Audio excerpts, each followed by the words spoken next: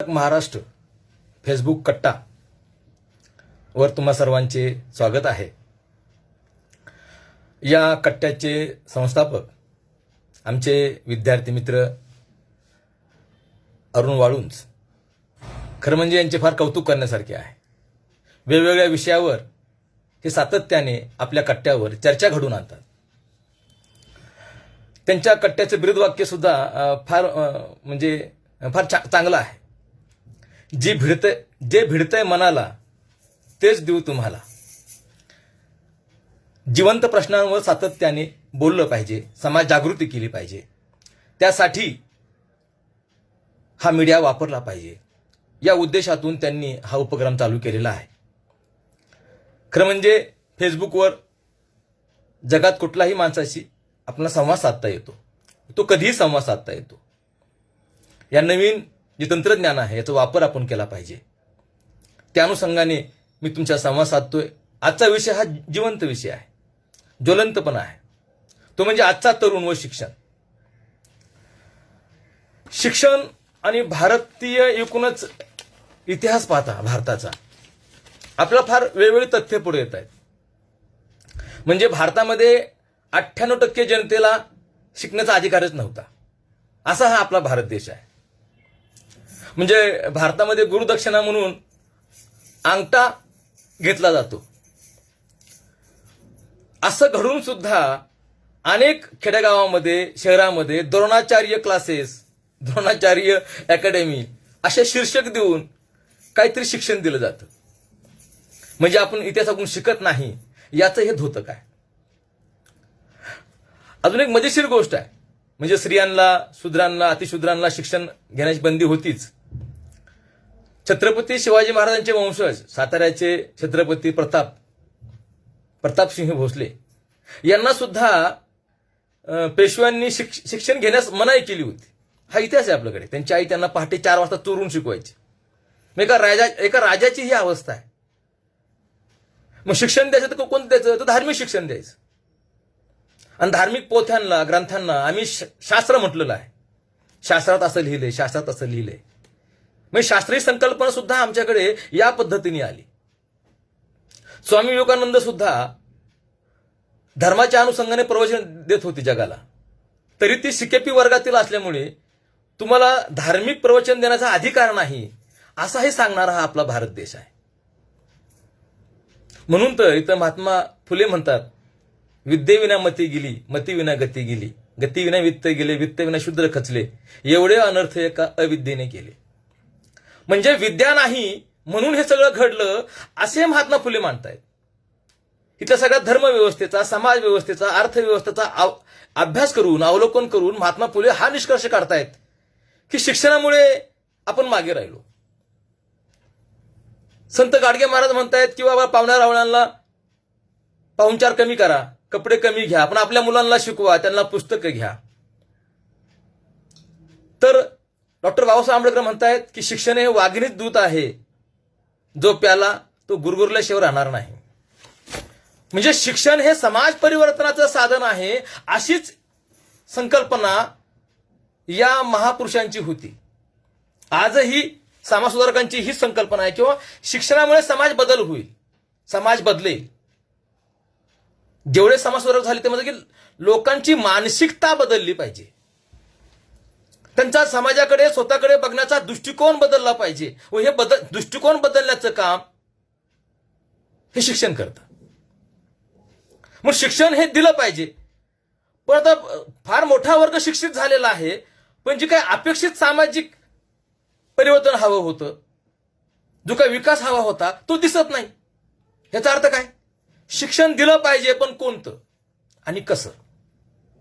म्हणजे आजचा तरुण व शिक्षण याचा विचार करत असताना आपल्याला शिक्षण दिलं पाहिजेत वादच नाही, पण कोणतं द्यायचं आणि ते कसं द्यायचं, या 2 प्रश्नांवर आपण चर्चा केल्यानंतर आजचा तरुण कसा आहे या शिक्षण व्यवस्थेमधला हे आपल्या लक्षात येईल। आजचं शिक्षण तुमचं पाहिलं असेल की शिक्षणावर कोणकोणत्या गोष्टी प्रभाव टाकतात। खरं म्हणजे शिक्षण व्यवस्थेमधला तरुण समजून घेणे म्हणजे शिक्षण व्यवस्था समजून घेणं। ती समजून घेतल्यानंतर त्याच्यावर कोणत्या गोष्टीचा प्रभाव पडतो, तो कसा पडतो, कोणत्या अंगाने पडतो, हे आपण समजून घेतलं पाहिजे. पहिली गोष्ट, सरकारच्या धोरणाचा प्रभाव पडतो. म्हणजे मी पाहिलं असेल, तुम्ही पाहिलं असेल की 100 मुलं, 200 मुलं एका वर्गात बसतायत. त्या शिक्षकाने कितीही जीव तोडून शिकवावं, ह्याचा काय फायदा होणार नाही. आज शिक्षण तज्ज्ञ म्हणतात की एका वर्गामध्ये 25 किंवा 30 विद्यार्थी असावेत, तर तो शिक्षक प्रत्येक मुलाकडे स्वतंत्र लक्ष देऊन त्याला ते समजतंय का, त्याला कोणत्या परिभाषेत शिकवलं पाहिजे, त्याला वेगळा वेळ दिला पाहिजे, त्याला समजून घेतलं पाहिजे. वर्गात बसणाऱ्या त्या विद्यार्थ्याची तो मानसिकता समजून घेऊ शकतो. त्याचं कौटुंबिक, आर्थिक, सामाजिक स्थान काय आहे, कोणत्या विवंचना आहेत, तो कोणत्या मानसिकतेतून जात आहे, तो वर्गात बसला म्हणजे नेमकं तो कसा बसलेला आहे, त्याची मानसिकता कशी आहे, हे तो समजून घेऊ शकतो. पण जेव्हा 150 विद्यार्थी असतात, 200 विद्यार्थी असतात, तेव्हा हे शक्यच नाही. मग शासकीय धोरणं फार महत्वाची गोष्ट आहे. मी इथं आपण पुन्हा येणार आहोत की आपण शेवटी सरकारच्या अनुषंगाने विचार करणार आहोत, पुढे आपण जाणार आहोत ना. तेव्हा आज काय झालेलं आहे की गेली 8 वर्ष जागाच भरल्या गेल्या नाही. त्यामुळे काय झालं, जो वर्ग शिक्षित झालाय, MA झालाय, MPhil झालाय, PhD झालाय, पुस्तक लिहितोय, शोध निबंध लिहितोय, त्याचं वय आज 30-35 झालेलं आहे, पण त्याला नोकरी नाही. मग तो 20व्या वर्षी BA झालाय, 22व्या वर्षी MA झालाय, आणि त्याला 35 वर्षापर्यंत काय नाहीये, नोकरी नाहीये. समाजामध्ये, कुटुंबामध्ये काय मेसेज गेला की पोरगा PhD होऊन जॉब नाही म्हणजे शिकून काय फायदा. कारण एक काळ असा होता की MA झाला म्हणजे फार मोठी गोष्ट, MPhil झाला, PhD झाला म्हणजे काय फार मोठी गोष्ट, फार विद्वान माणूस, समाजात फार प्रतिष्ठा. पण तू त्याला अर्थव्यवस्थेचं जर ही नसेल, ताळमेळ नसेल, तर ती प्रतिष्ठा राहत नाही. मग झालं CSB, 10,000 काम करा, 15,000 काम करा. विनानुदानित ही संकल्पनाच आपल्याला पुढे आलेली आहे. त्याच्यामुळे तो शिक्षक पूर्ण फोर्सने शिकू शकत नाही, तो जीवनात उभाच राहू शकत नाही, तो काय शिकवणार. मग एक प्रकारचं शोषण चालू झालं. इथं पहिलं शिक्षकांचं शोषण चालू झालं या व्यवस्थेमुळे. त्याला जबाबदार कोण आहे, तर सरकार जबाबदार आहे. आपण पुढे पाहणार आहोत, एक एक गोष्टी पाहणार आहोत, किंवा शिक्षणावर कोणकोणत्या गोष्टींचा धोरणाचा प्रभाव होतो. म्हणजे तुम्ही पाहिलं असेल की कोणताही मंत्री शिक्षण खाते घेण्यास तयार नाहीये. कारण का, त्याला आर्थिक नियोजन नाहीये, फंड कमी आहे. थोडक्यात सांगायचं म्हणजे त्याच्या कार्यकर्त्यांना पोषण करण्यासाठी हे खातं बरोबर नाही. गृह खातं घेणार, तो पाटबंधारे खातं घेणार, नगर विकास मंत्रालय खातं घेणार, मग शिक्षण मंत्री नाही. म्हणजे शिक्षणाचं आम्ही पुन्हा करतो आहोत, त्यांचं शिक्षण काय आहे, त्यांचे विचार कोणते एकूणच या व्यवस्थेसंबंधी, शिक्षण व्यवस्थेसंबंधी तर फार अवघड आहे. मागे एक आमच्या केंद्रीय मंत्री होत्या, त्यांचं शिक्षण काय आहे. मागे महाराष्ट्रामध्ये एक मंत्री होता, त्याचं शिक्षण काय, त्याला काहीच कळत नव्हतं. म्हणजे उदासीनता आहे, शासकीय उदासीनता आहे. त्याच्यामुळे एक प्रकारचा निराशा उत्पन्न झाली शिक्षकांमध्ये, विद्यार्थ्यांमध्ये, या सगळ्या व्यवस्थेमध्ये. आपण पुढे पाहणार आहोत. म्हणजे हा एक म्हणून म्हणतो किंवा शिक्षणावर प्रभाव कोण टाकतो का, अजून एक राजकारण. सरकार आहेच, पण राजकारण ही संकल्पना जी आहे, मी हमेशा म्हणतो की शिक्षण हा राजकारणाचा मुद्दा झाला पाहिजे. तो तुमच्या आमच्या त्याच्या चर्चेला गेला पाहिजे, त्याच्या अनुषंगाने तर मतदान झालं पाहिजे. म्हणजे मला अजून मागचा इतिहास आठवतोय की इंग्लंडमध्ये मधल्या काळामध्ये थोडी अर्थव्यवस्था ढासळली होती. तेव्हा त्यांनी सगळ्या खात्यामधलं काय केलं होतं, पैसे कमी केले होते, पण शिक्षण खात्यामधला 1 रुपया सुद्धा कमी केला नव्हता. तेव्हा त्याला प्रश्न विचारला गेला की तुम्ही असं काय केलं, आपल्याकडे पैसे नाही आहेत. ते म्हणे नाही, एक वेळ कमी जेवण मिळालं तर चालेल, पण शिक्षण व्यवस्था चांगलीच मिळाली पाहिजे. कारण का, त्यातून आपण समाज घडवत असतो, उद्याची पिढी घडवत असतो. ते डॅमेज झालं तर अख्खा देश डॅमेज होऊ शकतो. इंग्रजांनी ते जाणलं होतं. आमच्याकडे काय आहे, आजही सर्वात जास्त कमी निधी हा शिक्षणाला दिला जातो. तुम्ही पहा, रस्ते उभारण्यासाठी, धरणांसाठी किती निधी दिला जातो नीट पहा. मला ते गरजेचं नाही असं नाही, कारण त्या टक्केवारी आहे. ह्यात मग हे काही चर्चेचा विषय नाही हा, किंवा आपण आपल्याला त्या अंगण जायचं बी नाहीये. शिक्षण खात्याला अजून 2 किंवा 3% सुद्धा खर्च केला जात नाही जीडीपीचा. म्हणजे एकूणच इथल्या राजकारण्यांचा बघण्याचा दृष्टिकोनच काही नाहीये. हे बघण्यात दुय्यम आहे. का दुय्यम आहे, तुम्ही आम्ही तो विषय राजकारणाचा करत नाही. प्रत्येक नगरसेवकाला, प्रत्येक आमदाराला, प्रत्येक खासदाराला तुम्ही विचारलं पाहिजे की आमच्या शिक्षण सोय काय? आमची मुलं खाजगीत घालायचे का? म्हणजे ज्युनियर केजीला घालताना लाख रुपये भरायचे? शेतमजूर असेल, कामगार असेल तो भरू शकत नाहीये. ही आमची समस्या नाही का? मी राहतो शहरात राहतो. मी न सांगता दरवर्षी दोन वर्षाने रस्ता केला जातो. म्हणजे अक्षरशः इतका रस्ते इतके मोठे केलेले आहेत थरावर थर की ते शेजारची घरं खाली गेलेली आहेत. तुम्हाला कोणी सांगितलं रस्ता करायला? तो रस्ता चांगला होता ना, न सांगता होते. पण त्या एरियामध्ये चांगली शाळा आहे का शासकीय? त्या अनुषंगाने कोणाचं लक्ष आहे का? तर नाही. ह्याला जबाबदार तुम्ही आम्ही आहोत. तुम्ही आम्ही नगरसेवक निवडून देतोय, तुम्ही आम्ही सरपंच निवडून देतोय, तुम्ही आम्ही आमदार निवडून देतोय, तुम्ही आम्ही खासदार निवडून देतोय. तुम्ही त्यांच्यापर्यंत हा माझा प्रश्न असं मांडतच नाही. म्हणून हा राजकारणाचा मुद्दा झाला पाहिजे. लोकशाहीमध्ये जो मुद्दा राजकारणाचा होतो तो कोणत्या येणं त्या कारणाने तो तडीस लावलाच जातो. आमचा राजकारणाचा मुद्दा हा धर्मकारण होऊ शकत नाही. हो, ज्या देशामध्ये अनेक धर्म राहतात ते धार्मिक मुद्दा होऊ शकत नाही. आणि ते आज काय घडतंय महाराष्ट्रामध्ये, भारतामध्ये? ही लांछनास्पद गोष्ट आहे. जिथं संतांची भूमी आहे, समाजसुधारकांची भूमी आहे, तिथे या अनुषंगाने राजकारण होतंय आणि आमच्या धन्यता मानतोय. ही धोक्याची घंटा आहे. आणि ते तुम्ही आम्ही लोकांनी, शिक्षित लोकांनी जाणली पाहिजे आणि लोकांपर्यंत पोहोचवली पाहिजे. काही लोक आहेत ना, केजरीवालनी हा मुद्दा, शिक्षण हा राजकीय मुद्दा केलेला आहे. ही गोष्ट फार महत्वाची आहे. मग त्यांच्या शाळेमध्ये ते वेगवेगळे प्रयोग करतायत. आम्ही पुढे पाहणारच आहोत, त्यांच्या प्रयोगाच्या पुढे बोलणारच आहोत त्या मुद्द्याच्या अनुषंगाने. असे किती राजकारणी आहेत की जे शिक्षण हे राजकारणाचा मुद्दा बनवतात, आपल्या विकासाचा मुद्दा बनवतात. सगळ्या विकासाच्या गंगा किंवा सगळे प्रवाह शिक्षणातून जातात. तसं होत नाहीये. आमचे लोकांचे मुद्देच वेगळे आहेत. याचा अर्थ काय? तुम्ही आम्ही कारणीभूत आहोत. म्हणजे आपल्याला एक सवय आहे इतरांकडे बोट करायची, ते आता बंद केलं पाहिजे. तुम्ही आम्ही काय हे काय केलं पाहिजे, या अंगाने चर्चा केली पाहिजे. व या राजकारण्यांना हे की नाही, जो शिक्षित माणूस आहे त्यांना निवडून द्या ना. आमचे जेवढे आता खासदार आमदार आहेत तिथले ते किती लोक शिकलेले आहेत.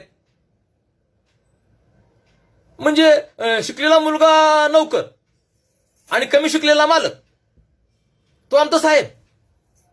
ही एकूण व्यवस्थाच म्हणजे हसायला येतं आपल्याला. असं का घडतं? पण ह्याला कारण आहेत. ह्याला काय आहेत? कारण आहेत. ते आपण शिकलं पाहिजे. पुन्हा एकदा असं म्हणतो किंवा उच्च शिक्षण हे परदेशात चांगलं मिळतं, हे आपल्याला फेड आलेलं आहे. म्हणजे आपणच आपल्या शिक्षण व्यवस्थेसंबंधी शंका उपस्थित करतो. आपल्या सगळ्या नेत्यांची मुलं कुठे शिकतायत, श्रीमंत लोकांची मुलं कुठे शिकतायत? परदेशामध्ये. त्यामुळे कळत न कळत आमची शिक्षण व्यवस्था दुय्यम आहे असंच एक प्रकारचा प्रवाह लोकांमध्ये जातोय. मोठं ऑपरेशन करायचं आहे तर फॉरेनला, नोकरी करायची आहे तर परदेशामध्ये, शिकायचं आहे तर परदेशामध्ये. हे सगळ्यांना शक्य आहे का?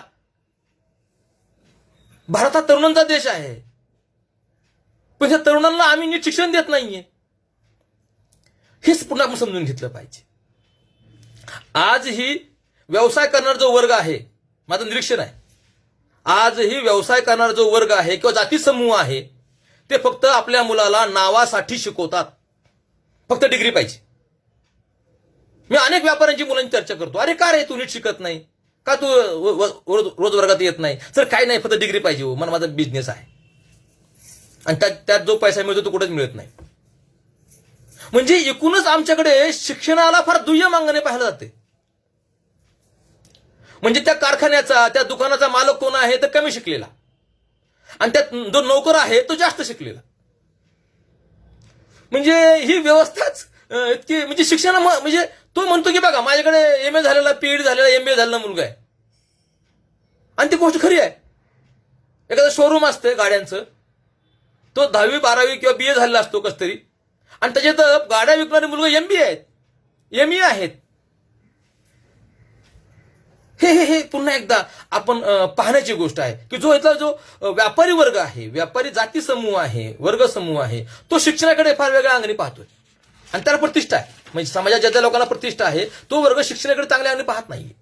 म्हणजे आपण शिक्षण व्यवस्थेवर परिणाम करणाऱ्या घटकांचा विचार करतोय. आपण पुन्हा आपल्या मुद्द्याकडे येणारच आहोत, आजचे शिक्षण आणि तरुण. पण याच्या आधी आपण शिक्षण व्यवस्था आज कशी आहे, आज वास्तव काय आहे हे आपण समजून घ्यायचंय. आज खाजगी शिक्षण संस्था फार पुढे येत आहेत. म्हणजे महाराष्ट्रामध्ये तर विचारूच नका. बरं, ह्या शिक्षण व्यवस्था कुणी काढल्या? सर्वात जास्त शिक्षण संस्था ह्या महाराष्ट्रामध्ये आहेत. आणि ज्यांनी काढल्या ना त्यांना माझा सलाम आहे. त्यांच्या संबंधी मला सार्थ अभिमान आहे की माझ्या महाराष्ट्रामध्ये अशी लोक होऊन गेली की त्यांनी खेडेगावामध्ये मुलगा शिकला पाहिजे म्हणून शिक्षण संस्था काढल्या. रयत असतील, प्रत्येक गावामध्ये अशा संस्था होऊन गेल्या, वेगवेगळ्या संस्था होऊन गेल्या तालुक्या लेवलवर. ही मोठी गोष्ट आहे. पण ते काढल्या कुणी? आत्ताच्या संस्था चालकांच्या आजोबांनी, आत्ताच्या संस्था चालकाच्या बापांनी. आपला देश शिकला पाहिजे, आपली मुलं पुढे गेली पाहिजेत, या उद्देशांनी त्यांनी ह्या संस्था काढल्या. आज त्यांच्या नातवाला ह्याचं काही घेणं नाहीये. माफ करा, काही अपवाद असतील, मला कुणाला रोष करायचा नाही. त्यांच्या मुलाला आपल्या आजोबाने, आपल्या बापाने कोणत्या उद्देशाने संस्था काढलेली आहे काही घेणं नाही. माझा फायदा कसा होईल? आर्थिक फायदा. माफ करा, शिक्षण संस्था चालकांचे आज शिक्षण काय आहेत? आपली शिक्षण व्यवस्था संस्था नीट टिकावी म्हणून ते गावातल्या 4-5 लोकांना हातात धरतायत. आणि ते काय करतायत? ते हे करतायत, काय करतायत? त्यांना सदस्य करतायत. म्हणजे ह्यांचं शिक्षण काय? म्हणजे माझा एक मित्र प्राचार्य झाला, एका चांगल्या गावात तो गेला प्राचार्य म्हणून. त्याची इच्छा होती की आपण काहीतरी प्रयोग राबवूया. तो जर चळवळीतला होता. तर त्या प्राचार्याच्या टेबलाच्या पुढे त्या संस्थेमधला एक माणूस यायचा सदस्य आणि प्राचार्याच्या दिशेने पुढे पाय ठेवून बसायचा. तू माझा नोकर आहेस. मग त्या शिक्षण काय? 4थी नापास. म्हणजे आजोबांनी, वडिलांनी शिक्षण संस्था ज्या उद्देशाने काढल्या, अपवाद आहेत, संस्था चालक काही अपवाद आहेत, पण 90% आज संस्था चालक जे आहेत की त्यांना आपल्या आजोबांनी, आपल्या बापांनी संस्था का काढली आहे त्या मुलांना काही घेणं देणं नाही. किंवा संस्था चालकाचे मुलंच, संस्थेवर असलेल्या सदस्यांची मुलंच त्या संस्थेत शिकत नाहीत. जे अपवाद आहेत त्यांना माझा सलाम. मी त्यांच्यामध्ये बोलतच नाही. भयानक परिस्थिती आहे, भयानक परिस्थिती आहे.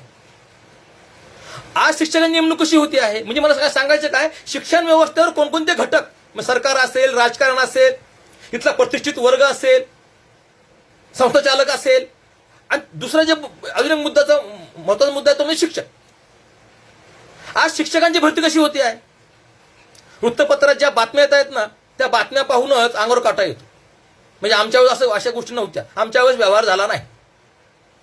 आपण बोललं पाहिजे. उगाच नाव ठेवताना जे वाटेल ते बोलणं वाईट आहे, चांगले नाही. आजची परिस्थिती काय आहे? वृत्तपत्रामध्ये येतं किंवा एवढे लाख घेतले, तेवढे लाख घेतले. मग शिक्षक भरताना जर असा व्यवहार होत असेल तर तो शिक्षक कोणत्या अंगाने शिकवेल, कोणत्या मानसिकतेत शिकवेल? म्हणजे तुम्ही डिग्र्या घेऊ शकता, तुम्ही PhD होऊ शकता, पुणे विद्यापीठात पहिले येऊ शकता. माझे काही विद्यार्थी आहेत ते गोल्ड मेडल आहेत पण त्यांना जॉब नाहीये. PhD आहे, पोस्ट डॉक्टरेट आहेत, म्हणजे गोल्ड मेडल्स आहेत, PhD आहेत, पोस्ट डॉक्टरेट आहेत, त्यांची पुस्तकं आहेत, लेख आहेत, पण जॉब नाही. मग जॉब कुणाला मिळतोय? शिक्षण आहे पण पैसे नाहीत, जॉब नाही. पण शिक्षण मोजकं आहे, MA सेट नेट, पण पैसे आहेत, जॉब आहे. हे निकष तो माझ्या मतदारसंघातला आहे, माझ्या ओळखीचा आहे. हे निकष म्हणजे आता शिक्षण पाहिलं जात नाहीये, क्वालिटी पाहिली जात नाहीये. हे वास्तव आहे, हे वास्तव आहे. म्हणजे शिक्षण व्यवस्थेवर हे सगळे घटक काय करत आहेत? दबाव टाकत आहे. अशी ही शिक्षण व्यवस्था आहे. ह्याचा परिणाम काय झालेला आहे? ह्याचा परिणाम हा आजच्या शिक्षकांवर, आजच्या विद्यार्थ्यांवर आणि समाज व्यवस्थेवर झालेला आहे. खरं म्हणजे आपण शिक्षणाचे अनेक प्रकार आहेत, त्यातले 2 प्रकार फार महत्वाचे आहेत. एक व्यावसायिक शिक्षण, म्हणजे आपलं इंजिनिअरिंग असेल, मेडिकल असेल, काय ITI असेल, MBA असेल, हे झालं व्यावसायिक शिक्षण. शिक्षण झालं, डिग्री घेतली की व्यवसाय करायचा. डॉक्टर हो, इंजिनियर हो, MBA हो, काय बिझनेस टाक. दुसरं आहे मूल्य शिक्षण, आपण त्यामध्ये कला शाखा. आर्ट ह्यात का शिकवतात? का जगावे, कसे जगावे, सामाजिक भान येण्यासाठी, स्वतःची जाणीव होण्यासाठी, समाजाची जाणीव होण्यासाठी, पर्यावरणाची जाणीव होण्यासाठी ही शाखा आहे. आज काय झाले? मूल्य शिक्षणाकडे समाजाचा ओढा नाही. कोणत्या आईवडिला वाटत नाही की आमचा मुलगा आर्टमध्ये शिकावा. बघा, हे वास्तव आहे. चांगलं वाटत नंतर बघू आपण. त्यांचं सगळं काय चाललेलं आहे? व्यावसायिक शिक्षण. MBA करा, इंजिनियर करा, MBA करा, MBA करायचं मोठं पॅकेज, ज्यामध्ये जास्त पैसा मिळेल ते शिक्षण आपल्या मुलाला दिलं पाहिजे. याच्याकडे काय आहे? लोकांचा ओढा आहे. म्हणजे हे असं का घडलं? मूल्य शिक्षणाला आज महत्व कमी का आलं? हे आपण जाणलं पाहिजे. मला पर्याय काय? एकाच वेळी मूल्य शिक्षण व तुमचं व्यवसाय शिक्षण देता येईल का? तर हो, यस. तो प्रयत्न केला ना. म्हणजे हे काय लोकांना कळत नाही असं नाही. म्हणजे पूर्वी सुद्धा आपल्याकडे चरखा चालवणे, वेगवेगळे शेती शिक्षण दिलं जायचं. म्हणजे मूल्य शिक्षण आणि व्यवसाय शिक्षण हे दोन्ही एकाच वेळेत दिलं जायचं. आता ही नवीन अभ्यासक्रमात ते आलेलं आहे. नवीन शैक्षणिक धोरणात ते आलेलं आहे. क्रेडिट सिस्टीममध्ये ते आलेलं आहे.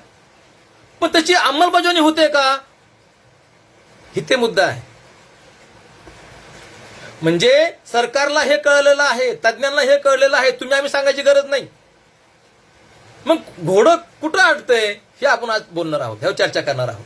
कारण का हा विषय चर्चेला गेला पाहिजे. हा विषय समाजातली जनसामान्यांपर्यंत गेला पाहिजे. हा यामागचा उद्देश आहे. तर आता बघा, तुम्ही जे वेगवेगळे कोर्स आलेले आहेत, कोणताही मुलगा कोणताही कोर्स करू शकतो, कोणतं क्रेडिट घेऊ शकतो. पण त्यासाठी शिक्षक नेमलेत का? नाही. तो कोणताही विषय घेऊ, म्हणजे सायन्सचा मुलगा आर्टचे विषय घेऊ शकतो, इंजिनिअरिंगचा मुलगा आर्टचे विषय घेऊ शकतो. तशी व्यवस्था आहे का? सिस्टीमच नाही ना आमच्याकडे. तशी सिस्टीमच नाही. दाखवा मला कुठे सिस्टीम आहे ती. मग नवीन शैक्षणिक धोरण राबवणे अवघड गोष्ट आहे. अवघड गोष्ट आहे. आणि आमच्या समाजामध्ये एक गोष्ट घडते की ज्या डिग्रीने व्यवसाय किंवा तुमचा व्यवसाय करता येतो किंवा नोकरी मिळते, तिकडे आमची लगेच ओढाच आहे. इंजिनिअरिंग केल्यानंतर शिक्षण नोकरी मिळते असं समज आला. पुणे विद्यापीठाच्या अंडरमध्ये काही वर्षामध्ये 100च्या वर इंजिनिअरिंग कॉलेज झाली. त्यातले आता निम्मे बंद पडलेत. डीएड बीएड जॉब मिळतो, गावागावात डीएड बीएड निम्म्याच्या वर बंद पडले. MBA चालूच झालं, इन्स्टिट्यूट उभाच राहिल्या, आज निम्म्याच्यावर बंद पडल्या. म्हणजे समाज सुद्धा धास्तवलेला आहे की आपण मुलाला कोणतं शिक्षण द्यायचं, त्याची ओढ वगैरे बघणं इथं फार पुढची गोष्ट झाली. म्हणजे डीएड बीएड झालेल्या, म्हणजे आता एक म्हण आलेली आहे, घरोघरी डीएड बीएड झालेल्या मुली, नोकरी होईल, नोकरी मिळेल, लग्न होईल या उद्देशाने मुली शिकवल्या. पुढे काय झालं? नोकऱ्याच नाही. आज गाड्या विकायला मुलं MBA आहेत. मग त्यात दाजा राहतो का? नाही.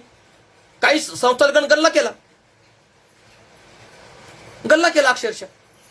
कारण काय नवीन जे डिग्र्या येतात शिक्षण, त्याला अनुदान नाहीये. त्याला अनुदान सरकार देत नाहीये. पारंपरिक शिक्षण आहे, आर्ट्स कॉमर्स सायन्स, त्याला अनुदान आहे. BBA BCA, किती शासकीय इंजिनिअरिंग कॉलेज आहेत, मेडिकल कॉलेज आहेत, फार कमी. पण त्याला माहिती आहे की इकडे नोकरी मिळू शकते, व्यवसाय चांगला चालू शकतो, लोक पैसे देऊन खासगीत जातील. म्हणजे सरकार सुद्धा यातून मागे जाण्याचा, आपली ही समस्या इतरांवर लोटण्याचा प्रयत्न करतोय. आज काय झालेलं आहे? नुसतं इंजिनिअरिंग होऊन फायदा नाही, दुसरी डिग्री घेतली पाहिजे, MBA केलं पाहिजे, डिझायनिंग कोर्स केला पाहिजे. म्हणजे एक डिग्री घेऊन त्या मुलाला भागत नाहीये, त्याला दुसरी डिग्री घ्यावी लागते आहे, त्याला त्या अनुषंगाने सपोर्टिंग कोर्स करावे लागत आहेत, तेव्हा त्याला कुठे जॉब मिळतोय. ह्याचा अर्थ काय होतो? ह्याचा अर्थ असा होतो की आम्ही जे शिक्षण देतोय ते परिपूर्ण नाही. म्हणजे मी काय त्यातला तज्ज्ञ नाहीये, पण अनुमान काढू शकतो ना की त्याला एक डिग्री असताना दुसरी डिग्री घ्यावी लागते. म्हणजे काय? ती डिग्री परिपूर्ण नाही. तो एका डिग्रीत मास्टर झालाय, पण त्याला दुसरा कोर्स करावा लागतो आहे. याचा अर्थ काय? आम्ही कुठंतरी आता जी एक मागणी आहे ती मागणी पूर्ण करणारं शिक्षण देऊ शकत नाही. यातून काय होतोय, हा काय होतोय पुढे तुमचा निष्कर्ष पुढे येतोय. बरं, आता आजच्या जो तरुण आहे तो भांबवलेल्या अवस्थेमध्ये आहे. तो तरुण काय, वडील सुद्धा. म्हणजे आजचे शिक्षणाचा निर्णय कोण घेतो? वडील घेतात, चुलते घेतात, आजोबा घेतात. बरंच बघा, एखादा अपवादा मुलगा असतो, अशा अपवाद कमी आहे, तो मुलगा घेतो निर्णय. आई वडील म्हणतात तू हे शिकला पाहिजे, तू ही डिग्री घेतली पाहिजे, तू या साईडला गेला पाहिजे. आता व्यवस्था एवढी झटकीने बदलते आहे, व्यवसाय शिक्षणातल्या गरजा, त्यांची डिमांड एवढी बदलत चाललेली आहे की मागच्या पिढीत शिकलेले आजोबा असतील, वडील असतील, चुलते असतील, यांना निर्णय घेताच येत नाही घेता येत त्यांना. म्हणजे आमच्या मुलाला इंजिनिअरिंग झाल्यावर नोकरी मिळाली, डीएड झाल्यावर नोकरी मिळाली, एमबीए झाल्यावर नोकरी मिळाली, आणि तो तिकडे म्हणतो होतो की मग माझ्या मुलाला शिकवा. त्यावेळेसचं वातावरण वेगळं होतं, आजचं वातावरण वेगळं आहे. ते निर्णय घेऊ शकत नाही. त्यामुळे अनेक इंजिनियर आहेत, काय एमबीए झालेली मुलं आहेत, बीए, एमए, पीएचडी झालेली मुलं आहेत, त्यांना जॉब नाही. आणि ज्या गोष्टी जॉब आहेत तिकडे त्यांचं शिक्षण नाही. म्हणजे गोंधळलेली अवस्था आहे. आणि हे आपण जाणून घेतलं पाहिजे. मी तर हमेशा म्हणतोय की बाबा मीडियाने सुद्धा, प्रिंट मीडिया असेल, इलेक्ट्रॉनिक मीडिया असेल, याच्यावर सातत्याने चर्चा केली पाहिजे की आता कोणतं आता आपण काय लोक आहेत ना, त्यांनी व्यवसाय केलाय, कोणतं शिक्षण घ्यावं, तुम्हाला जॉब कसा मिळेल, हा व्यवसाय लोकांनी केलाय. हे सरकारने आम्हाला सांगू द्या की त्या ह्याच्यामध्ये एवढ्या जॉब्स आहेत, एवढं तुम्ही शिक्षण घेतलं पाहिजे. सरकार या अनुषंगाने एक स्वतंत्र गट का निर्माण करत नाही, एक ऑफिस का खोलत नाही की ह्या 10 वर्षामध्ये एवढ्या जॉब निघू शकतात, तज्ज्ञ नेमा ना तुम्ही. आमच्याकडे असं होत नाही, आमच्याकडे अजून असं होत नाही. म्हणजे नोकरी निश्चित नसल्यामुळे पालकही शिक्षणासंबंधी उदासीन आहेत आणि तो विद्यार्थीही शिक्षणासंबंधी उदासीन आहे. आजचे वास्तव आहे. त्या उदासीनता परिणाम काय झाला, ते एकाग्र होऊन शिकत नाहीयेत.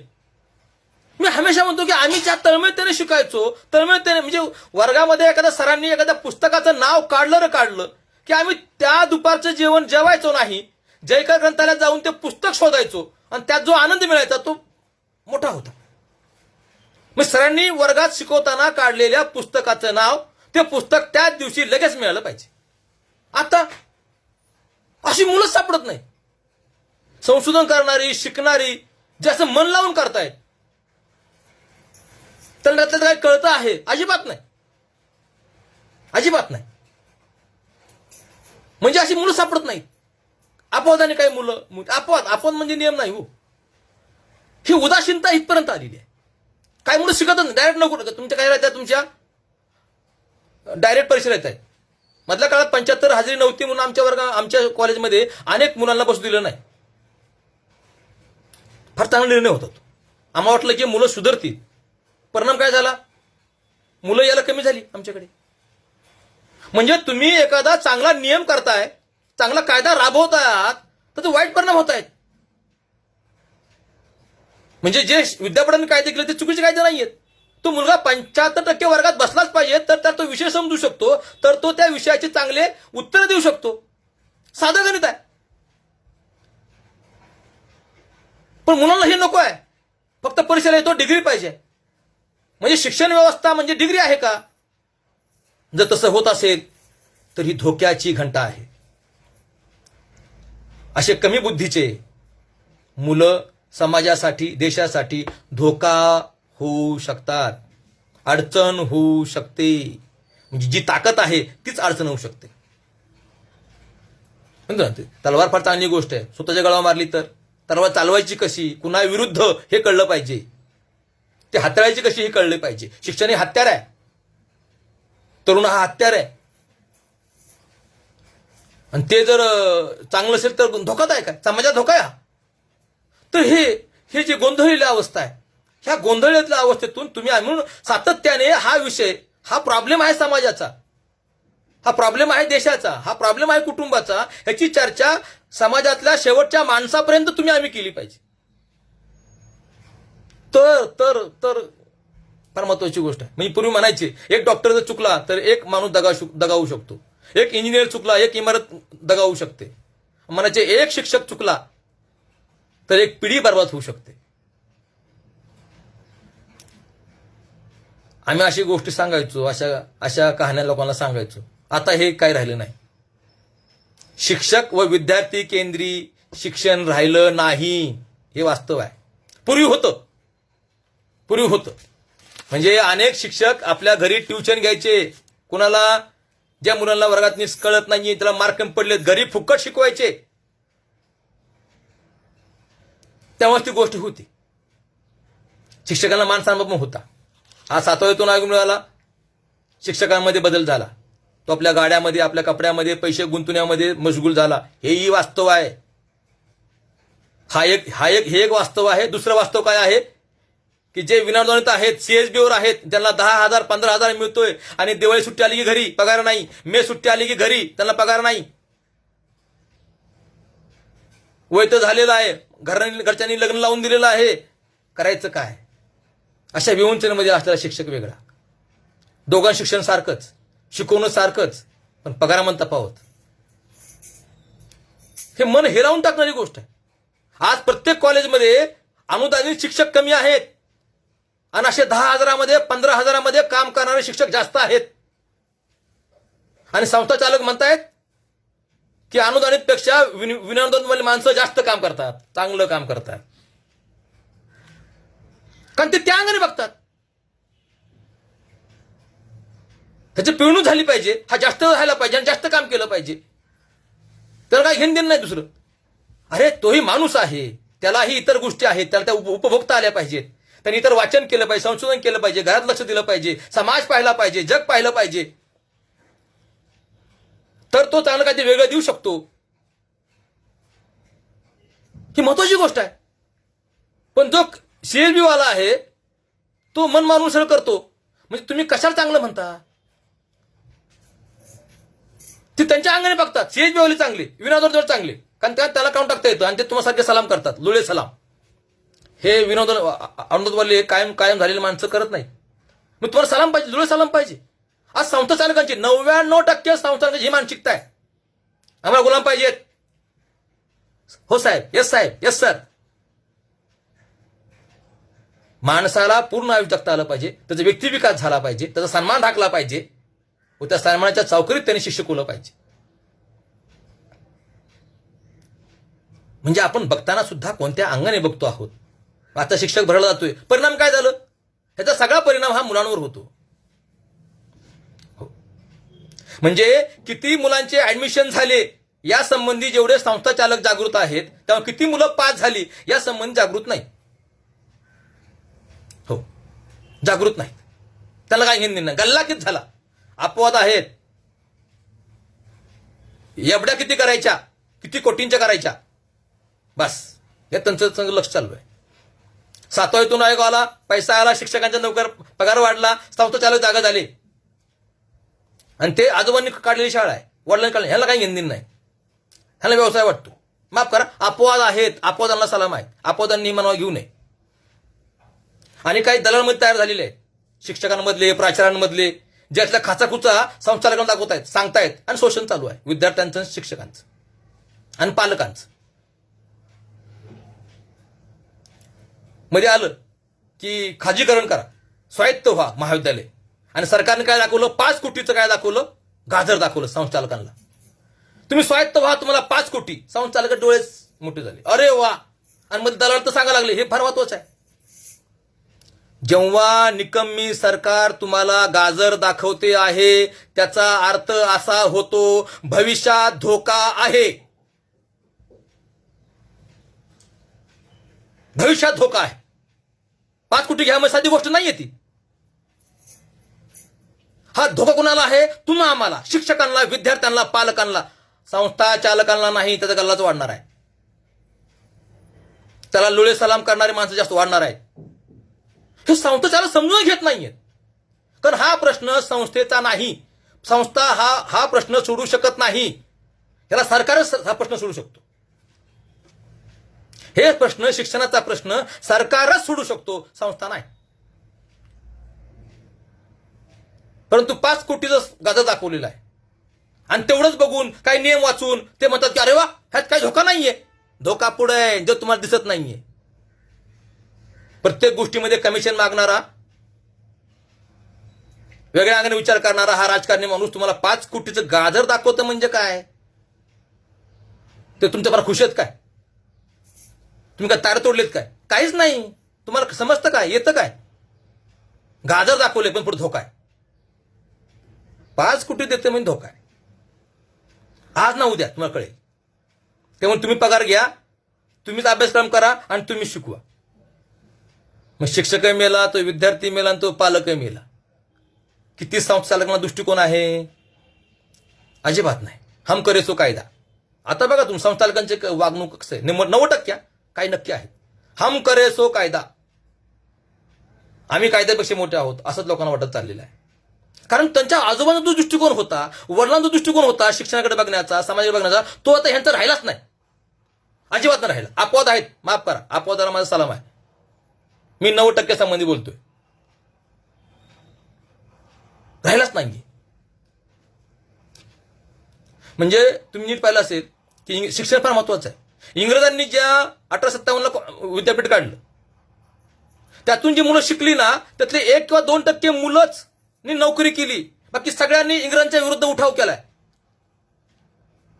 समजून घ्या, इथलं हे वास्तव समजून घ्या. म्हणजे इंग्रजांनी क्लर्क बनवले, अजिबात नाही. यांच्या नादी लागू नका भाषण करणाऱ्या माणसांचे. किती लोक त्या काळामध्ये ग्रॅज्युएट झाले, अभ्यास करा. आता आहे सगळं नेटवर. 1 का 2% लोकांनीच इंग्रजांची नोकरी स्वीकारली, बाकी सगळ्यांनी त्यांच्या विरुद्ध उठाव केलाय. शिक्षण माणसाला जागृत करतो आणि आता आम्ही तेच होऊ देत नाही. आता आम्ही काय करतोय आहे तेच होत नाही. जा झालं तर उद्याचं भवितव्य आमचं धोक्यात आहे. निष्क्रिय समाज होईल पुढे मागे. त्यामुळे शिक्षण व्यवस्थेमध्ये आमूलाग्र बदल करणं गरजेचं आहे. आजचा तरुण असा का आहे? आजचा शिकलेला मुलगा असं का? तो आत्महत्या का करतो? 10वीला कमी मार्क पडले म्हणजे आत्महत्या, 12ला कमी मार्क पडले म्हणजे आत्महत्या, नापास झालो म्हणजे आत्महत्या. अरे शिक्षक ओरडले म्हणून आत्महत्या. हे तर म्हणजे आपलं काय विचार करावा तेच प्रश्न पडतो. म्हणजे मला एसटीचा पास काढण्यासाठी पैसे नव्हते म्हणून आत्महत्या. अशी मुलं का करत आहेत? कारण का शिक्षण व्यवस्था तशी आहे. अशी मुलं का करत आहेत? कारण समाज व्यवस्था तशी आहे. अशी मुलं का वागत आहेत? कारण अर्थव्यवस्था तशी आहे. पैशाला महत्व आहे. आज बघा तुम्ही लग्न जमवताना कसा मुलगा आहे, पॅकेज किती आहे हे पहिले बघतात. पॅकेज किती आहे मुलाचं, पगार किती, वार्षिक उत्पन्न किती, घर आहे का, बंगला आहे का. आज मुलांकडे लग्न जमवतात आमचे बघा तुम्ही निकष बदललेत. पॅकेज महत्वाचं आहे. कुटुंब व्यवस्था कशी तशी आहे, मूळ समाज व्यवस्था अशी आहे.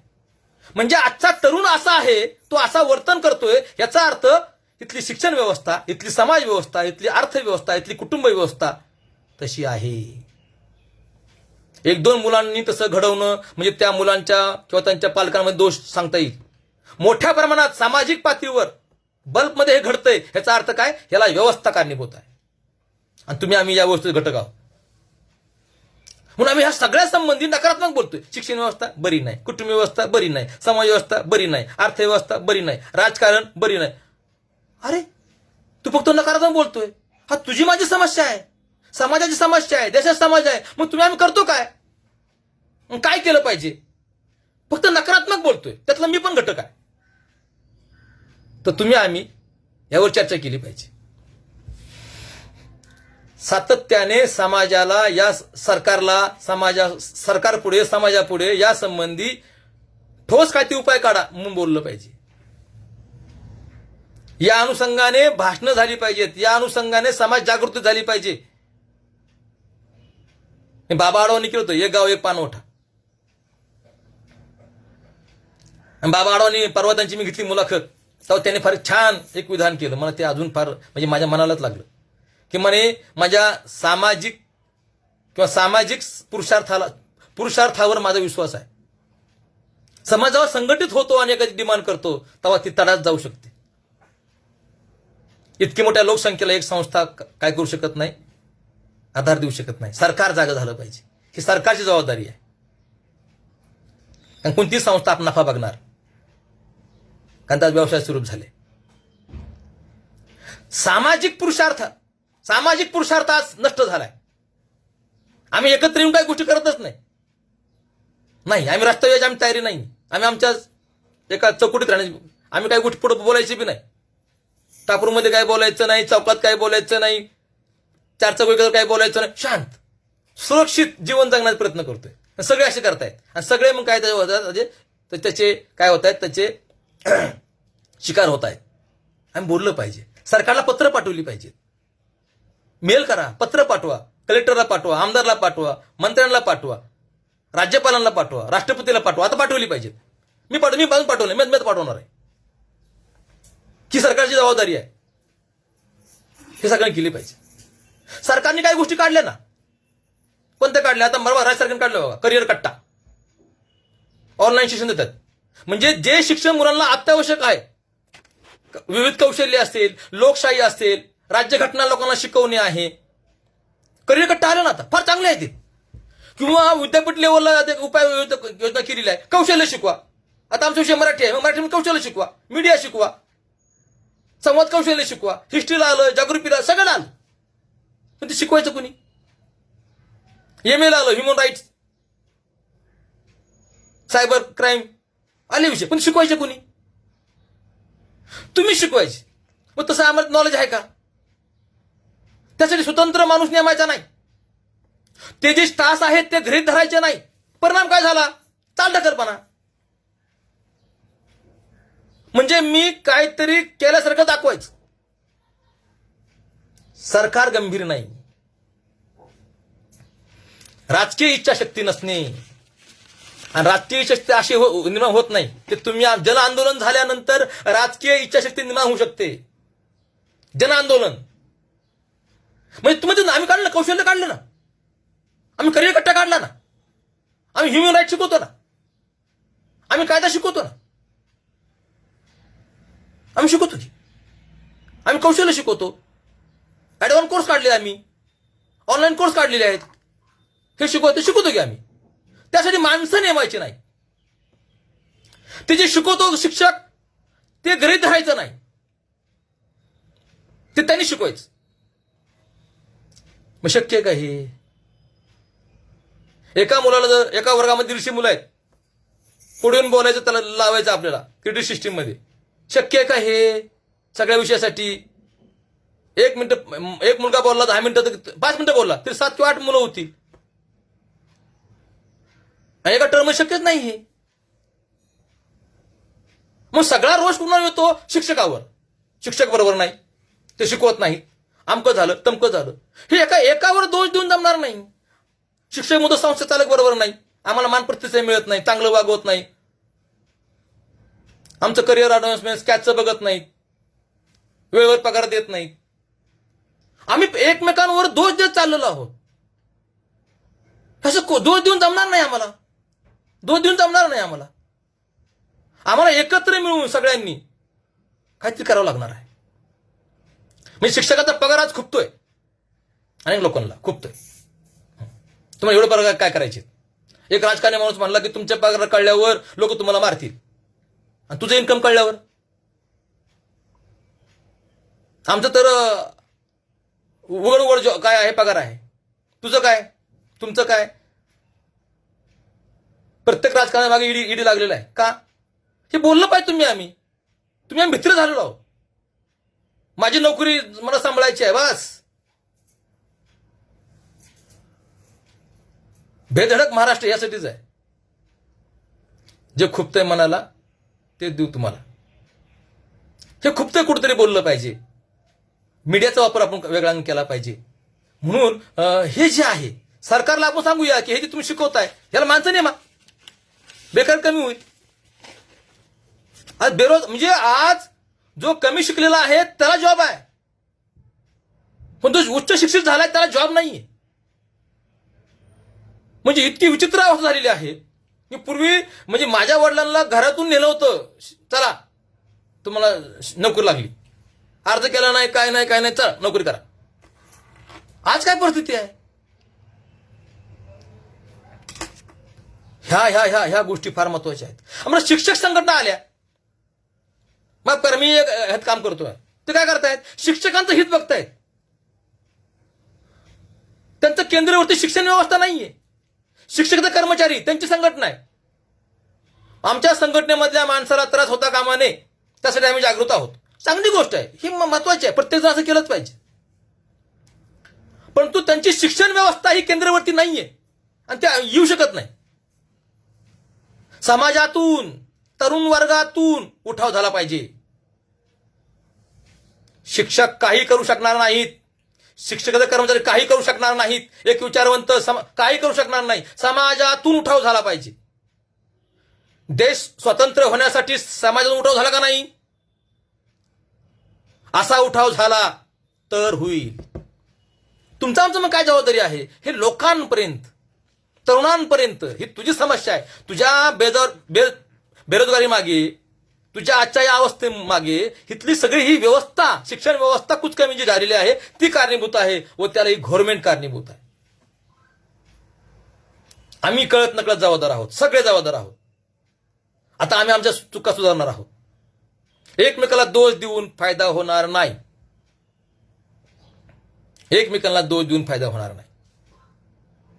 आमची मानसिकता बदलली पाहिजे. एक संस्था अशी आहे की त्या संस्थेमधले कर्मचारी त्या संस्थेचे पदाधिकारी असतात. हो, मला ती संस्था फार आवडली. पण काय झालं? त्यात एवढे घोळ आहेत की विचारूच नका. मग चांगलं काय? मग शिक्षकात कर्मचाऱ्यांना स्वातंत्र्य द्यावं का? हा प्रश्न पडतो की असे लोक वागतायत. मग तुम्हाला स्वातंत्र्य दिलं तरी समस्या, स्वातंत्र्य दिलं नाही तरी समस्या. ह्याचा अर्थ काय? सगळ्यांनी एक साथ बदलल्याशिवाय पर्याय नाही.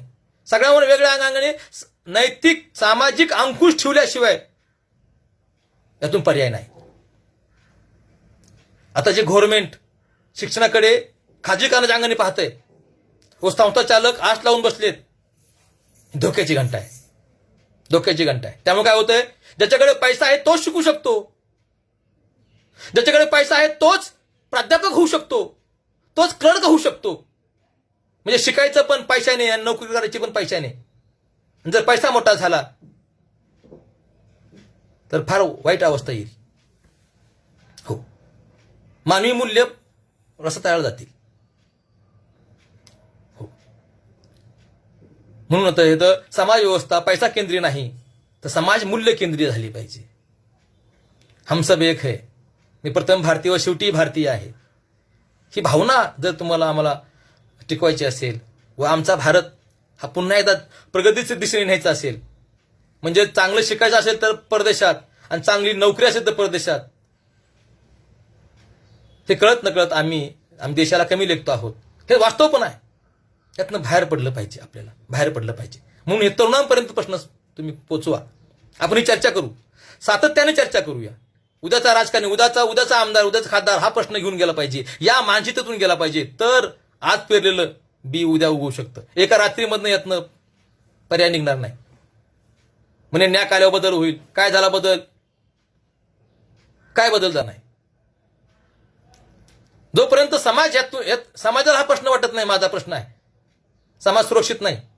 आज विकास म्हणजे काय? बिल्डिंगा, रस्ता, कारखाने नाही. समाज विकास म्हणजे काय? तर मी कुठेही निर्भीडपणे जाऊ शकलो पाहिजे. माझ्या मनात भीती राहता कामा नये. आता ती अंधारात फिरताना भीती वाटते लोकांना. तुमचे पैसे कोणी चोरू शकतो, तुम्हाला कोणी मारू शकतो. तुम्ही सुरक्षित नाही घरात सुद्धा. समाज किडल्याची लक्षणं आहेत. वेळेत जागे झालं पाहिजे. बाहेरचा मुलगा आत बसला पाहिजे. आज लोक म्हणतायत ना, सरकार म्हणते की आम्ही जे मुलं शाळेबाहेर आहेत त्यांना आम्ही शाळेत आणणार. चांगली गोष्ट आहे. सरकारला माझा सलाम आहे. का फक्त 25% वर्ग मुलं आहेत, 50% मुलं नाही आहेत. ते 50% आम्ही करणार आहोत. मोठी गोष्ट आहे. तुम्ही ध्येय फार चांगला आहे. म्हणजे वर्गात बसले त्यांचं काय? बाहेरच्या वर्गात आणणार सलामच आहे. वर्गात बसलेत त्यांचं काय, आणि सगळ्या डिग्र्या घेऊन बाहेर पडलेत त्यांचं काय. त्यांचा प्रश्न सुटल्याशिवाय लोक वर्गात येणार नाहीत, वर्गात येणार नाहीत. अजून एक मानसिकता आहे, भारतीय मानसिकता आहे, हिरोची मानसिकता आहे. म्हणजे कशी, कोणतरी यावं आणि आमचं प्रश्न सोडवावेत, कोणतरी अवतार घ्यावा. आमच्याकडे अवतार संकल्पना असल्यामुळे ही आमची मानसिकता आहे. कोणतरी अवतार घेणं आणि काहीतरी काम करेल. त्यातनं बाहेर पडा. तुम्ही आम्ही रस्त्यावर आल्याशिवाय, तुम्ही आम्ही हा प्रश्न राजकीय प्रश्न केल्याशिवाय हा प्रश्न सुटणार नाही. कोणाची अपेक्षा न धरता, कोणत्याही मोठ्या नेत्याची अपेक्षा न करता. असं वाटलं की बाबा लोक म्हणायचे अमुक अमुक अमुक झाला पंतप्रधान की प्रश्न सुटतील, तमुक तमुक झाला प्रश्न सुटतील. अहो नाही हो. भारत हा फार मोठा देश आहे, 135 कोटीचा देश आहे हा. तुम्ही आम्ही जागृत झाल्याशिवाय नाही. त्यामुळे अवतारवादातून बाहेर पडा आणि आपण काहीतरी केलं पाहिजे. आपल्या व्यक्तिगत पातळीवर, व्यक्तिगत जीवनात आम्ही 4 चौघात तरी हा विषय काढला पाहिजे. किमान एक मेल, एक मेसेज गव्हर्नमेंटला पाठवलं पाहिजे. एवढं जर करू शकलो तर आजच्या शिक्षकांची पिळवणूक, आजच्या पालकांची पिळवणूक आणि विद्यार्थ्याची पिळवणूक, फसवणूक होणार नाही. कारण का, याच्यावर पुढचा समाज अवलंबून आहे. हे जर घडलं नाही तर फार मोठी संकट येऊ शकतं असं मला वाटतं. खरं म्हणजे इथं फार वेगवेगळे ह्यात काय आहेत, कांगोरे आहेत. फार वेगवेगळ्या अनुषंगाने आपण यांच्यावर बोलू शकतो. ह्या प्रश्नात एका ठोस पर्याय निघू शकत नाही, मला मान्य आहे. म्हणून समाजाने आता मनावर घेणं गरजेचं आहे. मी सगळ्या समाजसुधारकांनी शाळा काढल्यात. कारण का, समाज बदलाचं त्यांना शाळा ही महत्वाची वाटत होती. आता आणि आमचे काही मित्र म्हणतात अरे आपण एक शाळा काढू, कारण का फार पैसे आहेत. मी म्हणतो अरे बरोबर आहे. मला मोह पडला होता, अरे आपण कुठं शाळा काढूया, आणि काय काढूया, इंग्लिश मिडियम काढूया. काय ज्युनियर केजीला, सिनियर केजीला लाखो रुपये मिळतात.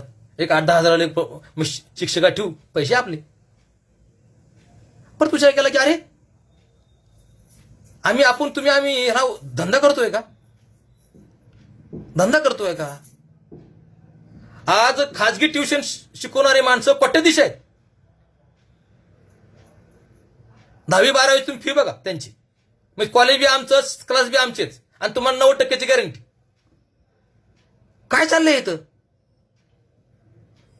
काय चाललंय हे. म्हणजे ज्या शिक्षणाला जास्त पैसे देतात तिथं मुलं हजर आहेत.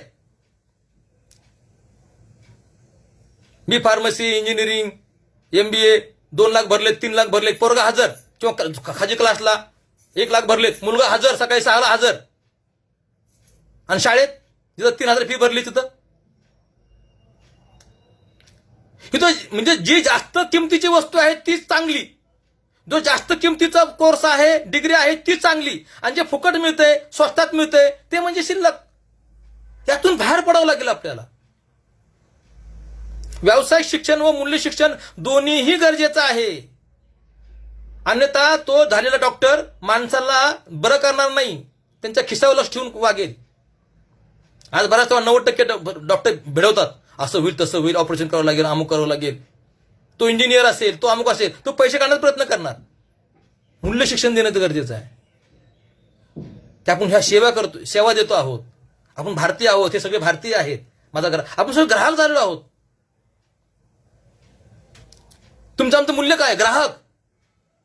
रोगी नाही, ग्राहक. शिक्षक नाही, तो ग्राहक. विद्यार्थी नाही, तो आमचा ग्राहक आहे. आणि ग्राहकाला फक्त लुबाडायचं असतं, फसवायचं असतं. त्यांनी जास्त खरेदी करायचं म्हणून त्याला मालक म्हणायचं.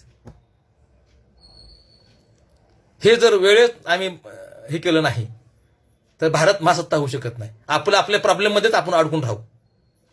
म्हणून सगळ्या प्रॉब्लेमचं सोल्युशन हे शिक्षणातून आहे, याचं भान इथल्या राजकारण्यांना आणून देणं गरजेचं आहे असं मला वाटतं. खरं म्हणजे तुम्ही सगळं माझं ऐकून घेतलं, मला फार बरं वाटलं. ही माझी सगळ्यांना विनंती आहे, एक शिक्षक म्हणून, समाजातला एक घटक म्हणून, एक समाजाची काळजी करणारा, समाज बदलू पाहणारा माणूस म्हणून मला तुमच्याशी संवाद करावासा वाटला की बाबा नाही, आजचा तरुण जो आहे तो आता म्हणजे तो आता एक सर्वे झाला मुंबईला की अनेक शिक्षित मुलांवर दबाव आहे मेंटली. आपलं काय होईल, आपलं कसं होईल. उशिरा लग्न होण्याचे परिणाम वेगळे आहेत. किंवा नोकरी लागली पण पैसा नाहीये, मग त्याला गाडी पाहिजे, मोबाईल पाहिजे आणि महिन्याला 5,000 मिळतात, 10,000 मिळतात. तो कसं काय घर चालवणार आपले मुलांचे स्वतःचे स्वप्न कसे पूर्ण करणार? आणि तो मुलगा आहे इकडं पैसे भरतो आहे, डिग्री कमवतो आहे, पण त्या डिग्रीचा काही उपयोग होत नाहीये, त्याला जॉब मिळत नाहीये. ही जर अशी नकारात्मक होत असेल, शिकूनही समाधान वाटत नसेल आणि शिक्षण घेऊनही समाधान वाटत नसेल, तर हा जो दुखवलेला समाज आहे तो उद्याचे प्रश्न निर्माण करेल. आणि हा वर्ग मोठा आहे, तर हा भारताचा प्रश्न होऊ शकेल, समस्या होऊ शकेल. बाहेरची समस्या सोडवणं सोपं, पण घरातल्या समस्या सोडवणं अवघड. म्हणून जेवढे लोक गुन्हेगारीकडे गेले, जेवढे लोक अतिरेकी झाले, त्यांच्यावर कसं शिक्षण झाले ते पहा. मग तुम्हाला माझ्या म्हणण्याचं महत्व कळेल. हा तरुण वर्ग भडकू नये. तो आता दादाच्या साहेबाच्या मागे लागलाय. हा जास्त मागे लागला तर त्याचा वापर होणार. म्हणजे 7,000 भरतीला सुद्धा मी पाहतोय आता. नुसती भरती अकॅडमी काढली की अकॅडमीला 4,000 5,000 पोरं, आणि पोरं कॉलेजमध्ये नाहीत. त्यामुळे तू आता परीक्षा फॉर्म भर नाही, अकॅडमी त्याला परीक्षा फॉर्म भरायचं वाटत नाही. अनेक मुलं पास झाले 12वी, पण ते आपलं गुणपत्र घेऊन जायला तयार नाही, दाखला घेऊन जायला तयार नाही, बेफिकिरी. कारण का परिणाम चांगला नाही. परिणाम चांगला असेल तर लोक शिक्षणाकडे पुन्हा वळतील आणि त्यांना आपण मूल्य शिक्षण देऊ आणि व्यावसायिक शिक्षण देऊ असं मला वाटतं. पुन्हा तुम्हा सर्वांचे, अरुण वाळूंज यांचे सर्वांचे आभार मानून मी थांबतो. धन्यवाद.